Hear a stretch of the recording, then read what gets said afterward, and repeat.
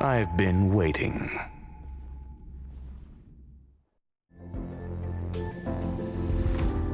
Fallout from this incident remains. Surely you have plenty of pressing matters to attend to. Or is the safety of the space station beneath your concern? Answer. That is exactly why I came. After all, the principal figure in this whole affair is right here. When did you start to doubt me? When one is immersed in academic research, skepticism comes far more naturally than belief. I've had the same bad habit as you since the beginning, Mr. Ratio. I must say I'm quite honored, Mr. Screwlam.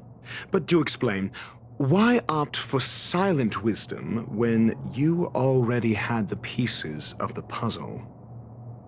For curiosity's sake. Affirmation. I made the same decision as you, to accompany and observe. Oh, and when did you become convinced?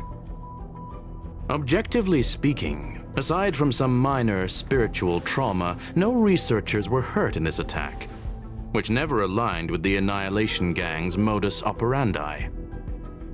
Logic? A third party saved them. Had I not fortuitously acquired a spark of the phase flame and intervened in Duke Inferno's teleportation, those people would already be space waste, floating past the windows here. You are more candid than I calculated. But still behaving within your calculations, no? One last question, Screwlam. Genius though you are, can you deduce why I did this? I cannot be sure and can only hypothesize. Helping the weak hints at the merciful instinct of a medical doctor, but maintaining a cool, detached observation reveals the strictness of a scholar. And pulling the strings from behind the curtain is akin to laying down the gauntlet to a genius. The ruler of planet Screwlam is indeed well versed in the human mind. It's a pity you're as much in the ivory tower as other geniuses. You still got one thing wrong. To stand aside and observe is the best treatment one can give. There is a disease called foolishness that is harder to cure than any ailment. The path of erudition has neither reason nor logic.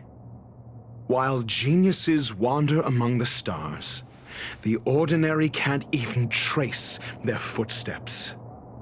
Those less gifted have no choice but to walk alone, enduring a lifetime of tumbles and triumphs. But even a life marked by failure is a life worth living. It is only in moments of solitude and despair, when help is absent, that fools grasp how to pick themselves up. I have a fastidious nature. I cannot stand fools, idiots, or imbeciles. Seeing them fills me with dread. Regrettably, this space station is just like the Intelligentsia Guild, devoid of geniuses and filled with mediocrity. You wish to uproot the researchers' blind worship of geniuses. I am only laying out my questions. As for the answers, they'll find them themselves. Pursuit tinged with negativity is still pursuit, and it is capable of leading us to the right conclusion. For the masses of the mediocre to reach a level of awareness, this is a necessary rite of passage. You are indeed more like a medical doctor than a scholar. As for the spark I leave behind, I believe Asta will deal with it properly. it is also a lesson I left for her. With that, I take my leave. I look forward to future encounters with such brilliant minds. Let's hope they're as memorable as those we had today. A farce full of trivial concerns. Ultimately, they're just mediocre minds.